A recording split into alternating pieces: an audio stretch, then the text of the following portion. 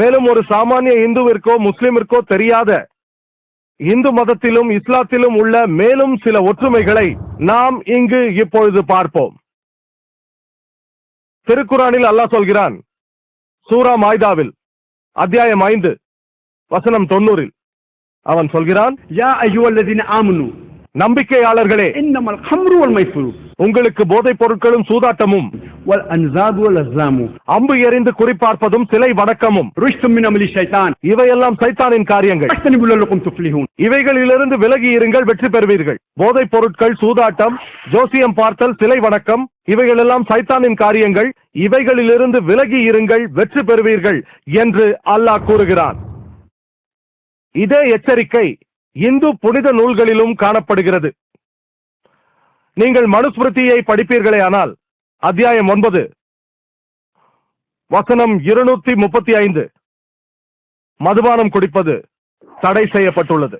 அது சொல்கிறது, புரோகிதரை கொல்பவன், மதுபானம் அருந்துபவன், திருடன், புரோகிதரின் மனைவியை கெடுப்பவன், இந்த 4 குற்றங்களையும் செய்பவர்கள் பெரும் பாவம் செய்கிறார்கள். அடுத்த சில வசனங்களில் மனுஸ்மிருதி அத்தியாயம் 9 வசனம் 238 இவர்களுக்கான தண்டனை கூறப்பட்டுள்ளது. அதில் இந்த குற்றவாளிகளோடு யாரும் உண்ணக்கூடாது, அவர்களுக்கு யாரும் அர்ப்பணம் செய்யக்கூடாது, யாரும் பரிந்து பேசக்கூடாது, யாரும் திருமணம் முடிக்கக்கூடாது. அவர்கள் உலகத்திலே நாடோடிகளாக தெரியும்படி சமூகத்திலிருந்து புறக்கணிக்கப்பட வேண்டும். இந்து மதத்தில் மதுபானம் அருந்துபவனுக்கு தண்டனையாக அவனோடு உணவருந்த கூடாது, யாரும் பரிந்து பேசக்கூடாது, யாரும் அவனுக்கு அர்ப்பணம் செய்யக்கூடாது, யாரும் அவனை மனம் முடிக்கக்கூடாது. எல்லா சமூகத்திலிருந்தும் புறக்கணிக்கப்பட்டு உலகத்தில் நாடோடியாக தெரிய வேண்டும். மதுபானம் அருந்துபவனுக்கு இந்த தண்டனையானது இஸ்லாத்தில் கூட இல்லை. மேலும் மனுஸ்மிருதியில் சொல்லப்பட்டிருக்கிறது, அத்தியாயம் 11 வசனம் 55 அது சொல்கிறது, மதுபானம் அருந்துபவன், போதகரை கொல்பவன், திருடுபவன், புரோதகரின் மனைவியை கெடுப்பவன், இந்த பாவங்களை செய்பவர்களும் அவர்களோடு கூட இருப்பவர்களும் பெரும் பாவம் செய்கிறார்கள். மது அருந்துவது மட்டுமல்ல, அவனோடு கூட நீங்கள் இருந்தாலே மனுஸ்மிருதி அத்தியாயம் 11 வசனம் 55 படி நீங்கள் பெரும் பாவம் செய்திருக்கிறீர்கள். மனுஸ்மிருதி அத்தியாயம் 11 வசனம் 94 சொல்கிறது, மதுபானம் தானியங்களின் கழிவு பொருட்களில் இருந்து தயாரிக்கப்படுகிறது என்று அது சொல்கிறது. கழிவு என்பது தீமையானது.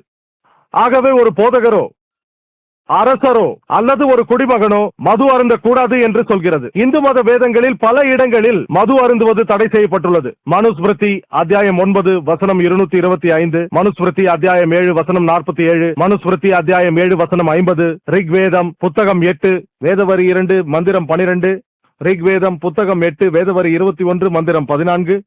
இந்து மத வேதங்களில் நிறைய இடங்களில் போதைப் பொருள், மதுபானம் போன்றவை தடை செய்யப்பட்டுள்ளது. இரண்டாவதாக சூரா மாய்தா அத்தியாயம் 5 வசனம் 90 சொல்லப்படுவது என்னவென்றால், மதுபானம் அருந்துவதும் சூதாடுவதும் பாவம் என்கிறது. இந்து மத வேதங்களும் சூதாட்டத்தை தடை செய்கிறது. ரிக்வேதத்தை படித்தீர்களே ஆனால் புத்தகம் 10 வேதவரி 34 மந்திரம் 3 அதில் சூதாடுபவனுக்கு எதிராக கூறுகிறது. அவன் மனைவி அவனை விட்டு விலக வேண்டும் என்று கூறுகிறது. அவன் தாய் அவனை வெறுப்பாள். இந்த பாவிக்கு யாருமே உதவி செய்யக்கூடாது என்று சொல்கிறது. மேலும் சில வசனங்களுக்கு பிறகு ரிக்வேதம் புத்தகம் 10 வேதவரி 34 மந்திரம் 13 அதில் பகடையாடக்கூடாது என்று சொல்கிறது. அதற்கு பதிலாக நிலத்தை உழுது அதில் கிடைப்பதை வைத்து சந்தோஷமாக வாழ வேண்டும் என்கிறது. சூதாட்டம் மனுஸ்மிருதியிலும் தடை செய்யப்பட்டுள்ளது. அத்தியாயம் 7 வசனம் 50 குடி, சூதாட்டம், விபச்சாரம் மற்றும் வேட்டையாடுவது இவை 4மே வரிசைப்படி பெரும் பாவங்கள் என்று கூறுகிறது. மேலும் மதுபானம் அருந்துவது மனுஸ்மிருதியில் தடை செய்யப்பட்டுள்ளது. அத்தியாயம் 7 வசனம் 47, மேலும் மனுஸ்மிருதி அத்தியாயம் 9 வசனங்கள் 221 28 வரை. மேலும் இது போன்ற வசனங்கள் மனுஸ்மிருதி அத்தியாயம் 9 வசனம் 258. மூன்றாவதாக ஜோசியம், அதாவது குறிப்பார்த்தல், சிலை வணக்கத்தை பற்றி நாம் ஏற்கனவே பேசிவிட்டோம். குறிப்பார்த்தல், ஜோசியம் சொல்வது மனுஸ்மிருதி அத்தியாயம் 9 வசனம் 258 சொல்லப்பட்டிருக்கிறது. ஒரு மனிதன் ஜோசியம் சொல்லி, அதாவது எதிர்காலத்தில் நடக்கும் நன்மைகளை கூறி அதனால் சம்பாதித்தால், மேலும் ஜோசியம் கூறினால், மனுஸ்மிருதி அத்தியாயம் 9 வசனம் 262 சொல்கிறது, அரசன் அந்த குற்றத்தின் கடுமையை கருத்தில் கொண்டு தண்டனை வழங்க வேண்டும். ஆகவே ஜோசியம் பார்ப்பது மற்றும் குறி சொல்வது மனுஸ்மிருதி அத்தியாயம் 9 வசனங்கள் 258 62 வரை தடை செய்யப்பட்டுள்ளது. மேலும் குரானில் சூரா பக்ராவில் அத்தியாயம் 2 வசனம் 188 குரானில் லஞ்சம் தடை செய்யப்பட்டுள்ளது. உங்கள் செல்வத்தை லஞ்சமாக கொடுத்து நீதியை விலை பேசாதீர்கள் என்கிறது. அதன் காரணமாக மற்றவர்கள் சொத்தை அபகரிக்காதீர்கள் என்கிறது. குரான் லஞ்சம் வாங்குவதையும் கொடுப்பதையும் தடுக்கிறது. இதே விஷயம் மனுஸ்மிருதியில் அத்தியாயம் 9 வசனம் 258 சொல்லப்பட்டுள்ளது. அதாவது லஞ்சத்தில் ஈடுபடும் ஒரு மனிதன், ஏமாற்றுக்காரன், தவறு இழைப்பவன், இவர்களை எல்லாம் வசனம் 262 அரசன் குற்றத்தின் கடுமையை கருத்தில் கொண்டு தண்டனை அளிக்க வேண்டும் என்கிறது. மேலும் குரானில் பன்றி மாமிசம் சாப்பிடுவது தடை செய்யப்பட்டதாக 4 இடங்களில் குறிப்பிடப்பட்டுள்ளது. திருக்குரானில் அல்லாஹ் சொல்கிறான், சூரா பக்ராவில் அத்தியாயம் 2 வசனம் 173, சூரா மாய்தாவில் அத்தியாயம் 5 வசனம் 3, சூரா அனாம் அத்தியாயம் 6 வசனம் 145, சூரா நஹல் அத்தியாயம் 16 வசனம் 115. حرمت عليكم الميتة والدم ولحم الخنزير وما أهل لغير الله به. செத்த பிராணிகள், ரத்தம், பன்றி மாமிசம், அல்லாஹ் அல்லாது பெயர் கூறி அறுக்கப்படும் பிராணிகள் தடை செய்யப்படுகிறது. மற்ற விஷயங்களைப் போலவே பன்றி மாமிசத்தையும் குரானில் தடை செய்யப்பட்டுள்ளது. அதை உண்ணக்கூடாது.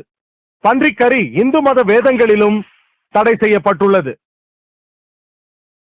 மனுஸ்மிருதியில் கூறப்பட்டுள்ளது அத்தியாயம் 5 வசனம் 19 அது சொல்கிறது, ஒரு பிராமணன் தெரிந்தே காளானை சாப்பிட்டாலோ, பன்றி இறைச்சியை சாப்பிட்டாலோ, வெங்காயத்தை சாப்பிட்டாலோ, சேவல் கறி சாப்பிட்டாலோ, பூண்டை சாப்பிட்டாலோ அவன் கண்ணியம் இழக்கிறான்.